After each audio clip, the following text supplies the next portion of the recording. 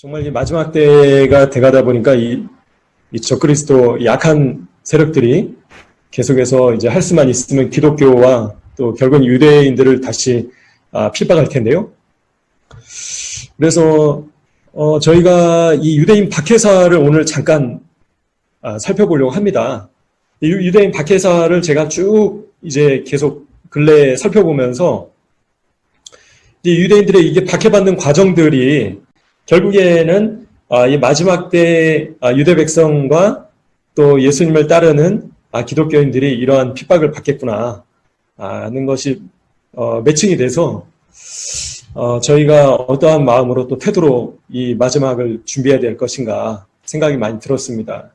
오늘 특별히 유대 민족이 지난 2000년 이상 어떻게 핍박당했는가, 또 어떻게 죽음을 당했는가, 또 대략 1300여만 명의 유대인들이 지난 2000여 역사 동안에 학살당해왔다고 합니다. 그래서 비단 히틀러에 의해서만 죽은 것이 아니고요. 모든 유럽의 지역에서 또 그리고 이곳 이스라엘 땅에서 고대 근동 지역에서 또 북아프리카 지역에서 그래서 그 당시에 전 세계적으로 유대인들이 학살됐던 것을 저희가 살펴볼 수 있습니다. 그 에스더서 말씀을 통해서 보듯이 하만과 같은 자들이 일어나서 유대 민족들을 전부 다 전멸시키려고 했었던 그런 일도 있었는데요. 근데 이제 본격적으로 반유대주의가 이 반유대주의라는 용어 자체는 이 18세기 때 사용되기 시작했는데 편의상 저희가 헬라 시대 때부터 어떻게 이 이방 제국이나 또 이방 족속들이 유대 민족을 학살하고 죽였는지 일단 핵심적인 내용들만 설명해 드리고 이해를 도와드리도록 하겠습니다. 그래서 여기 보시면 지금 이 헬라 제국에서 그 안티오코스 에피파네스 4세가 이제 그 예루살렘 성전에다가 돼지를 제사로 바쳤던 그런 일이 있었습니다. 그래서 많은 유대 백성들이 당시에 분노하고 또 이 마카비 그 혁명의 그 결정적인 계기가 시작이 됐었습니다. 그렇다면 왜 이렇게 이 헬라 제국 하에서 유대인들을 싫어했는가? 잘 아시다시피 이 헬라 그리스 로마 시대의 문화는 다신교 사상이었습니다. 뭐 제우스도 있고 뭐 헬라도 있고 뭐 여러 이 우상들이 있었잖아요. 근데 이제 이스라엘 민족, 유대 민족만은 유일신 사상을 가지고 있었던 거죠. 그래서 하나님 한 분만을 섬겼던 것이 헬라 제국에 있어서는 받아들이기 어려웠던 거라고 합니다. 또 마찬가지로 이제 할례 문제로 인해서 이들이 생각하기에는 이런 것들이 이 야만적이고 또 혐오스러운 관습이었다. 그리고 식사법 같은 경우도 돼지고기를 안 먹었잖아요. 또 정결법 같은 경우는 이방인들과 함께 식사를 할 수 없었었고요. 그리고 헬라 제국 당시에는 이 오이쿠멘의 사상으로 해서 모든 민족들을 서로 섞으려고 하고 그러면 헬라의 그 문화들을 강제했던 그런 시대라고 보시면 되겠습니다. 그래서 이 유대 민족이 자신들만의 그 정체성을 지키려고 했던 것들, 자신들만의 문화를 지키려고 했던 것들이 이 헬라 제국에 있어서는 거부감을 일으키는 것이었다라고 보시면 되겠습니다. 그래서 이제 이 안티오코스 에피파네스가 뭐 적그리스도의 예표다라고도 얘기를 하는데요.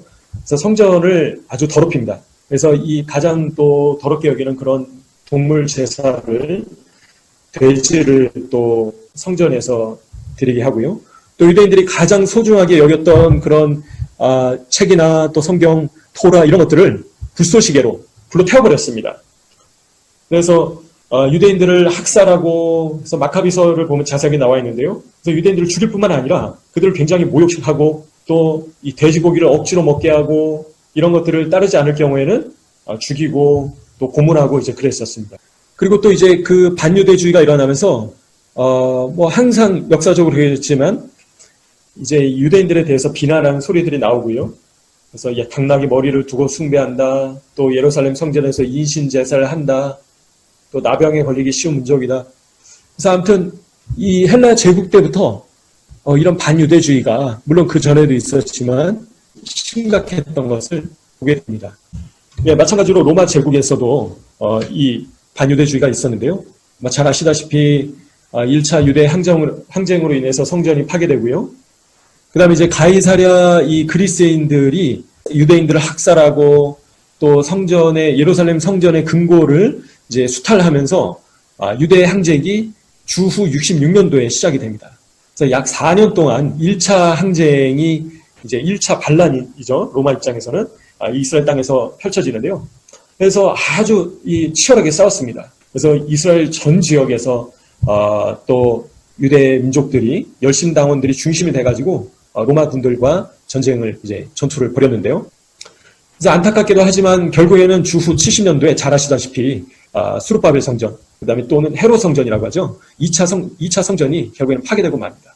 그래서 그 당시에 이 1차 항쟁으로 인해서 약 120만 명이나 가까운 어마어마한 숫자의 유대인들이 학살당하거나 아니면 노예로 팔려갔습니다. 엄청난 숫자였죠, 그 당시에. 근데 이제 거기서 끝난 것이 아니고요. 2차 항쟁이 다시 한번 발발하게 됩니다. 그래서 주후 132년부터 135년 동까지 바르코크바 반란이라고 해가지고 랍비 아키바가 바르코크바를 메시아로 선포하면서 이제 로마에 적극적으로 이제 항쟁이 펼쳐지는데요. 물론 이제 초반에는 이 바르코크바를 중심으로 또 많은 로마 군들을 또 무찌르기도 하고 또 승리하기도 했지만, 하지만 안타깝게도 결국에는 약 58만여 명의 유대인들이 이 2차 항쟁으로 인해서 죽게 됩니다. 그래서 여기에도 수치가 나와 있는 것처럼 요새 50개 또 985개 마을들이 또 농지가 다 파괴되고, 결국에는 이 2차 항쟁으로 인해서 이스라엘 전역이 폐허로 되는 계기가 됐습니다. 그래서 이 베이틸랏이라고 예루살렘 남서쪽에 있는 그 2차 항쟁의 최후 항쟁지 같은 경우는 수많은 유대인들이 학살되다 보니까 그 피가 이 중앙 이 산악지대에서 지중해 바다까지 이 시내처럼 그 피가 강물처럼, 그래서 그 당시에 수많은 유대인들이 2차 항쟁으로 또 학살되고요. 또 노예로 팔려가고요. 심지어는 이 말보다 더 싸게 노예로 팔려갔다고 합니다. 그래서 로마 하디란 황제가 동방 종교를 혐오하고 할례를 극혐했는데요. 결국에는 이때 하디란 황제가 유대 백성들이 예루살렘에서 거주하지 못하게 금지시키고요.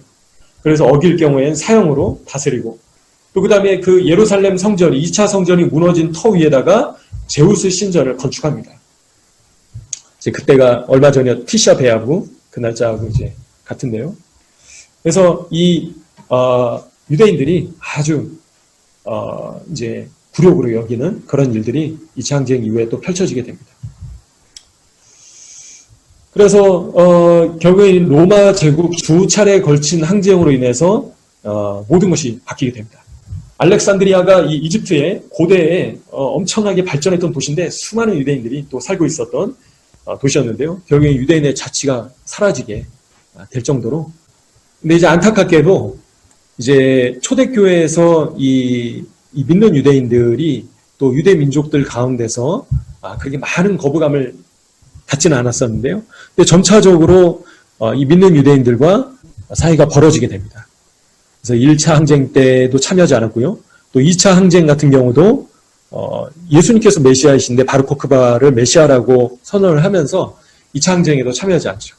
그래서 점점 이제 민족의 배신자처럼 점점 이제 여겨지게 되는데요. 근데 이제 거기서 끝난 것이 아니라 안타깝게도 이 예수님의 그 제자들, 사도들과 그 이후에 속사도, 그 다음에 그 이후에 초대 교부들, 주후 1세기 말부터 주후 2세기부터 점차적으로 반유대주의가 기독교 안에서도 나타나게 됩니다.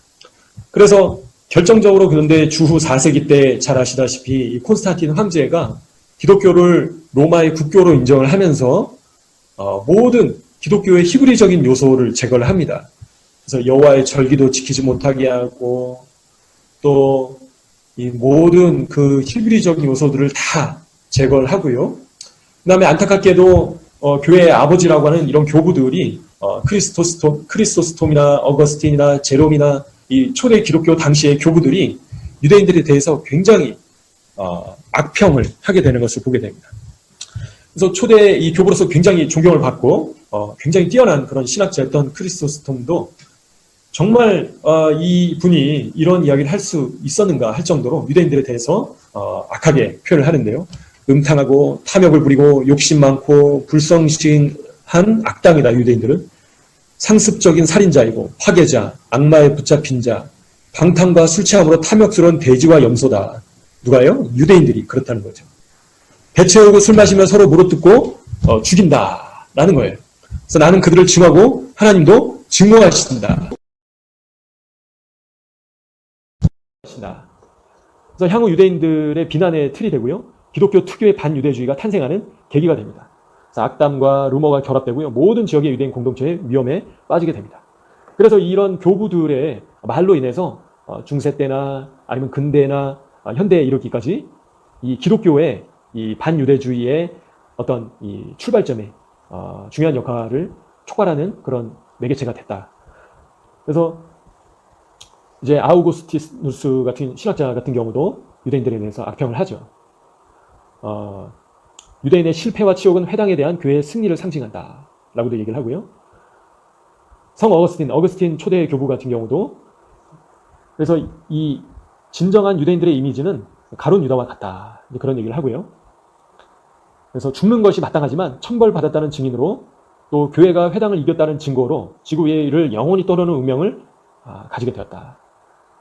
그래서 타락과 영원한 죄와 무지를 유대인을 종의 위치로 표현을 합니다. 그래서 이렇게 비잔틴 시대에도 어김없이 유대인들이 이 반유대주의로 인해서 점차적으로 핍박을 당하게 되고요. 그래서 이 로마 제국 이후에 비잔틴 시대에도 유대인들이 점점 그런 기본권들이 제한되고 또 처형당하고 이제 그런 일들을 당하게 됩니다. 예.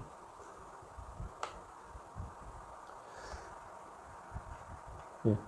그래서 이제 계속해서 이 이스라엘 땅에서도 학살이 일어납니다. 그래서 이스라엘 땅에서 대부분의 유대인들이 쫓겨났지만요.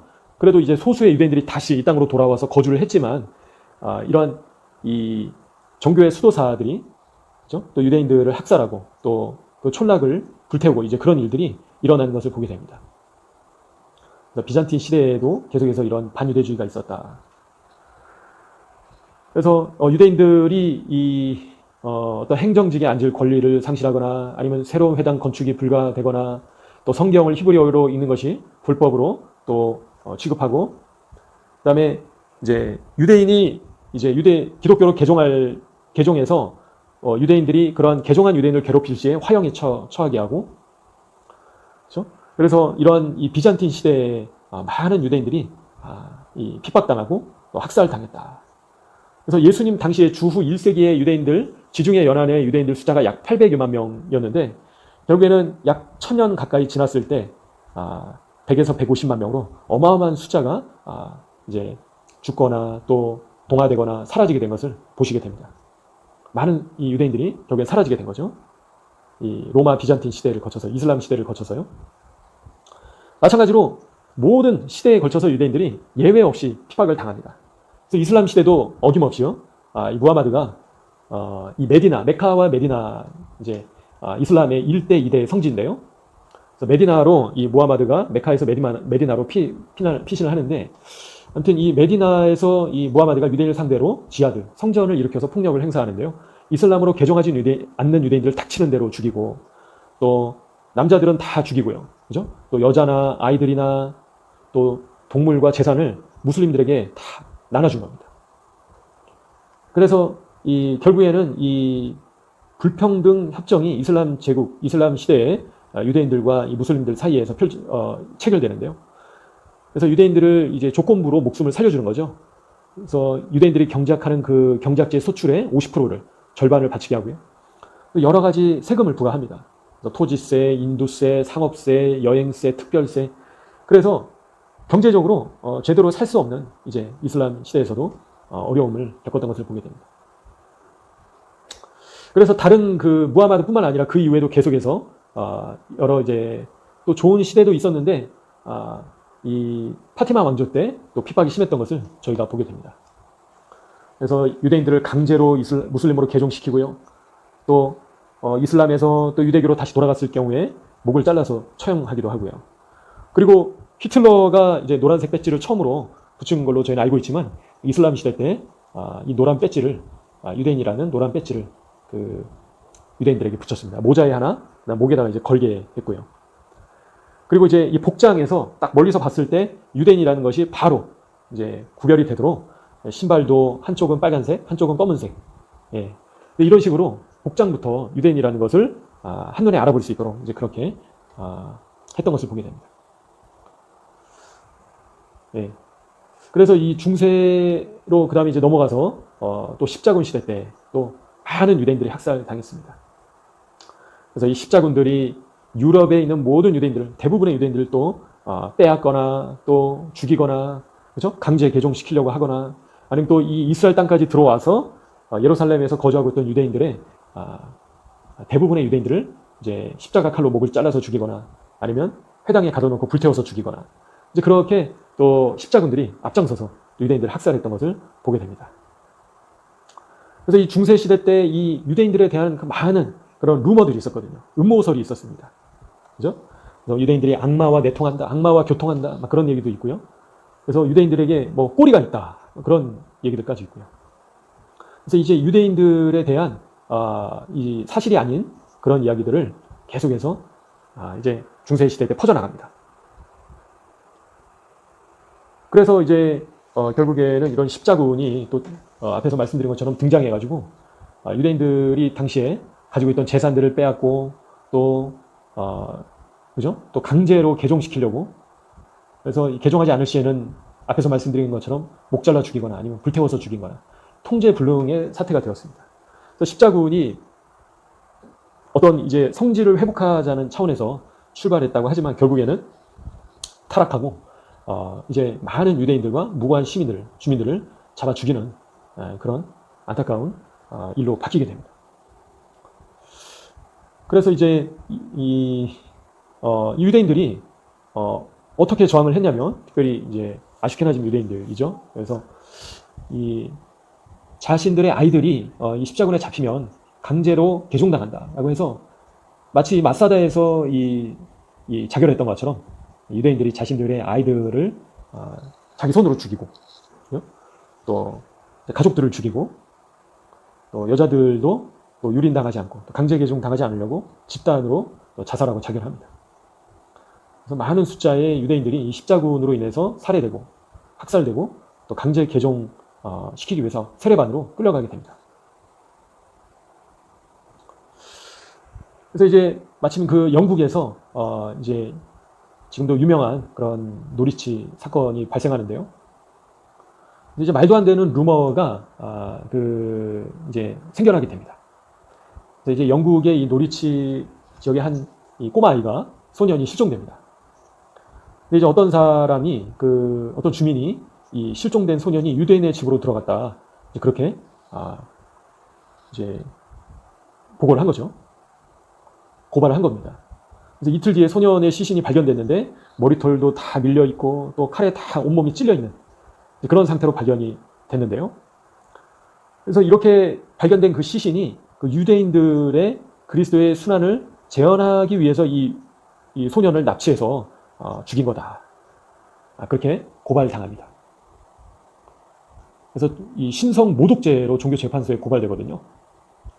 그래서 이제 또 말도 안 되는 루머로 그 유대인들이 예수님을 십자가에 못 박음으로 인해서 받게 된 저주로 인해서 치질이 생겨났다는 거예요, 유대민족에. 그래서 치질로 고생하기 때문에 그 치질을 치료하기 위해서는 유월절 빵을 만드는 데 필요한 그 피가 필요하다는 거예요. 그 무교병으로 인해서 치질이 고쳐질 수 있다는 거죠. 그래서 기독교인의 그 피를 받아가지고, 아이의 피를 받아서 그걸로 이제 치질을 치료할 수 있다라는 그런 말도 안 되는 이제 루머가 펼쳐지게 되고요. 결과로 이 부활절에 수많은 유대인들이 학살되고요. 거의 대부분의 유대인들이 학살됐다라고 합니다. 예. 그래서 이제 이런 이 주민들이 선동에 의해서 학살하기도 했지만 아주 체계적으로 또 칙령을 제정해가지고요, 또 유대인들을 핍박하고 또 유대인들의 그런 재산들을 빼앗으려고 노력을 합니다. 그래서 이거는 이제 히틀러도 이야기했던 말하고 비슷한데요. 그래서 교황 인노켄티우스 3세가 유대인이 비양심적으로 경제력을 이용해 질서를 뒤집어 기독교인을 노예인 유대인의 종이 되게 했기 때문에 정부는 반드시 유대인을 무력화시켜 자연 질서를 회복시켜야 한다. 이제 그렇게 주장을 한 거죠. 히틀러도 나중에 이런 비슷한 얘기를 합니다. 유대인들이 가지고 있는 모든 재산들은 이 독일 국민들에게 수탈한 것이기 때문에 우리가 빼앗는 것이 정당한 것이다. 이제 그런 비슷한 얘기를 한참 뒤에, 800년 뒤에 그런 얘기를 하죠. 그런 이야기들이 히틀러 때만 이야기 나온 것이 아니라 벌써 중세 때부터 이제 그 이전부터 이야기가 나온 것을 저희가 보게 됩니다. 그리고 또 이제 한 유대인이 자신의 아들을 이제 이 할례를 행했다는 이유로 교수형 당합니다. 기독교에서 유대교로 재개종시키려고 했다. 그런 죄명으로 목을 매달아서 죽이는 거죠. 그래서 유대인들에게 있어서는 이 할례와 또 안식일과 샤밧과 절기와 그죠? 유대 관습을 지키는 것이 이제 자신의 목숨보다 더 중요했거든요. 그렇기 때문에 죽음의 위협 가운데서도 그죠? 위험을 무릅쓰고 또 자신의 자녀 아들에게 할례를 행한 것을 보게 됩니다. 하지만 이런 모든 그런 루머로 인한 학살과 이런 것들을 결국에는 자세히 조사하고 또 살펴보면 결국엔 유대인들의 결백이 밝혀졌다는 것을 보게 됩니다. 그래서 이제 얼마 전에 이제 티샤 베아브였는데요. 그래서 1290년도에 영국에서 티샤 베아브 날 모든 유대인들을 추방시키기로 또 추방시키게 되는데요. 특별히 그 에드워드 1세가 유대인들을 아주 심하게 박해를 했습니다. 그래서 이 유대인들의 그 대금업, 고리 대금업을 금지시키고요. 그래서 이 에드워드 1세의 목적은 유대인들을 전부 다 영국에 있는 유대인들을 다 제거하고 그들의 모든 재산들을 이제 빼앗으려는 것이 목적이었습니다. 그래서 말도 안 되는 이제 법으로 인해서 유대인들에게 이제 죄명을 씌우고요. 그다음에 이제 처형하는 거죠. 그래서 결국에는 이 영국에 있는 유대인들도 학살당하고 쫓겨나는 것을 저희가 보게 됩니다. 이제 뿐만 아니라 이 중세 당시에 그 학생들이 공부하는 이런 대학교 또 지식층 가운데서도 역시 반유대주의가 있었습니다. 그래서 이 대학생들이 이 반유대주의 선봉에 또 앞장섰는데요. 그 기록에 따르면 이 대학생들이 토리노의 대학생들은 눈이 올 때 눈덩이로 유대인들을 공격할 권리를 얻었다. 그죠? 이런 이 구타와 또 이런 핍박으로부터 벗어나기 위해서 돈을 지불해야 했고요. 또 뭐 수탁을 그죠? 뭔가 값을 치러야지 이제 그러한 이 핍박으로부터 벗어날 수 있도록 했다는 것을 보게 됩니다. 또 피사의 그 대학생들은 성 캐서린 축일에 가장 뚱뚱한 유대인들을 찾아서 저울에 올려놓고 그 몸무게만큼 사탕 벌금을 유대인들이 내게끔 했다라고 합니다. 그래서 이런 그 외에도 여러 이런 유대인들을 박해하고 또 핍박하는 그런 여러 가지 일들이 있었던 것을 저희가 보게 됩니다. 또 이 중세 때 유대인들이 수도사들을 굉장히 두려워했거든요. 왜냐하면 이 수도사들이 항상 유대인들을 감독하고, 그죠? 또 일부러 수도원을 그 유대인 구역이나 또 그 주변 지역에다가 건축을 한 겁니다. 그래서 이 수도사들이 유대인들을 막 강제 개종시키려고 하고요. 또 추방하려고 하고요. 그래서 또 수도사들이 앞장서서 아까 시리아 수도사들이 이 이스라엘 땅에 있었던 유대인들을 학살했다고 했잖아요. 그래서 이 프란치스코 그죠? 이런 수도사들이 사랑을 설교했지만 유대 민족은 예외였다는 겁니다. 예수님의 사랑을 당시에 유럽인들에게 전했지만요. 근데 거기서 해당되지 않은 민족이 유대인이었다는 겁니다. 그래서 이런 수도사들이 또 주민들을 자극하고요. 설교를 하면서 이 반유대주의를 조장했던 것을 저희가 보게 됩니다. 그래서 이거는 또 유명한 이야기죠. 흑사병의 원인이 유대인이다 라고 루머가 퍼집니다. 그래서 그 당시에 어마어마한 유럽의 이 주민들이 흑사병으로 인해서 죽게 되는데요. 그래서 뭐 많게는 2억까지도 이제 죽었다고 합니다. 근데 이제 고문을 이기지 못한 유대인들이 거짓으로 자백을 한 겁니다. 우리가 독을 풀었다. 유대인들이 이 우물이나 또 샘에 독을 풀었기 때문에 흑사병이 퍼졌다. 거짓 자백을 하면서 결국에는 이제 수많은 유대인들이 또 학살 당했던 것을 보게 됩니다. 근데 흑사병 때 이제 유대인들이 죽지 않았냐? 그렇지 않았거든요. 유대인들 많이 죽었습니다. 기록에 따르면 많이 죽었는데 이제 이 루머를 퍼뜨린 거죠. 유대인들이 다 죽였다. 그런 식으로. 또 유명한 그런 이제 반유대주의 사건이 스페인에서 발생합니다. 1492년도에 이제 뒤에서 말씀드리겠지만요. 티샤 베아브 날까지 유대인들이 스페인에서 떠나거나 아니면 강제 개종 당하거나 아니면 학살 당하거나 세 가지 중에 하나를 선택해야 됐습니다. 그래서 유대인들을 이제 개종한 유대인들도 있었어요. 그래서 아슈케나즘 유대인들은 그 당시 유럽에서 이 동유럽 중심으로 독일을 중심으로 또 그리고 동유럽 중심으로 아슈케나즘 유대인들을 죽더라도 개종할 수 없다는 입장이었는데요.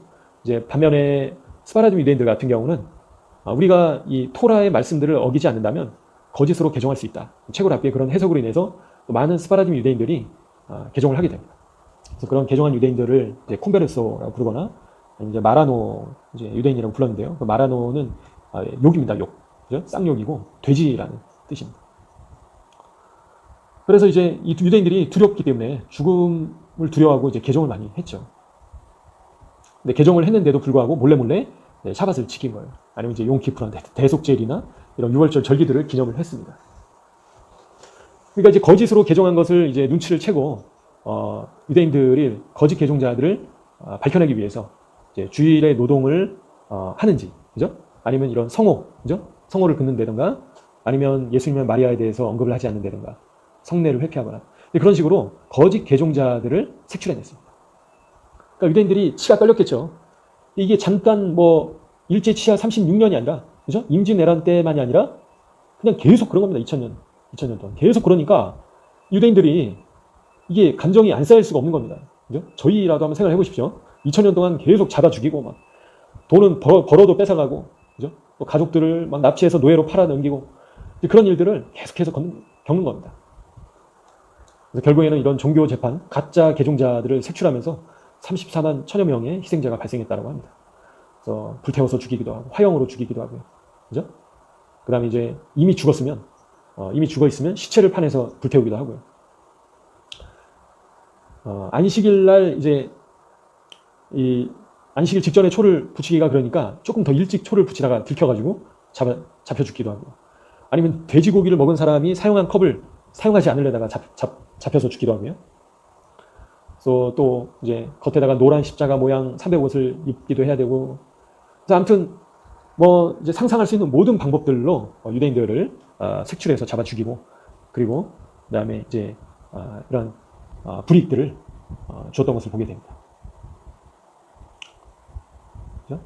그래서 결국에는 1492년도에 다 추방을 해버립니다. 그 유대인들이 지금 남미에 많이 있습니다. 브라질을 중심으로 이 스파라dim 유대인들이 남미에 많이 있는데요. 유대인들이 지금 못 돌아오고 있어요. 그래서 오바댜 1장 20절 말씀해 보시면 스파라dim 유대인들이 남방 네게부로 돌아와서 정착할 것에 대한 예언의 말씀이 있는데요. 법이 개정되고 유대인들이 돌아올 수 있도록 계속 기도해 주시면 좋을 것 같습니다. 그래서 이제 독일에서도 마찬가지로 중세 때부터 유대인들을 이제 악랄하게 표현을 한 거예요. 그죠? 이 그림이 굉장히 유명한 그림입니다. 유대인들이 지금 이 돼지의 젖을 빨고 있는 거예요. 그죠? 이 그림이 600년 동안 유행을 했다라고 합니다. 히틀러 때까지 계속 이 그림을 써먹고 계속 써먹으면서 유대인들을 이제 이 반유대주의를 조장하는 그런 이미지나 사파들을 많이 사용을 했다는 겁니다. 점차적으로 유대인들은 기독교인들과 똑같은 인간일 수 없다는 관념이 수세기에 걸쳐서 유럽 사회 전반에 확고하게 확립이 됩니다. 그래서 히틀러가 600만 명을 갑자기 죽일 수 있었던 것이 아니라 이 수많은 시간을 거쳐서 이 반유대주의가 형성됐던 거죠. 그래서 게토도 히틀러가 처음 만든 게 아니고요. 유럽에서, 이태리에서 처음 출발을 합니다. 이 그림이 이제 베니스에 있었던 그 유대인들 게토를 이제 그려놓은 그림이라고 합니다. 그래서 이 이태리에서 처음으로 게토가 유대인 집단 거주 구역이 생겨나게 되고요. 이 유대인들에게만 세금을 더 많이 또 거두게 되고요. 근데 당시에 또 유대인들은 이 노예로 잡혀간, 포로로 잡혀간 동지족 유대인들을 다시 데리고 오는 것이 의로운 일이다 여겼습니다.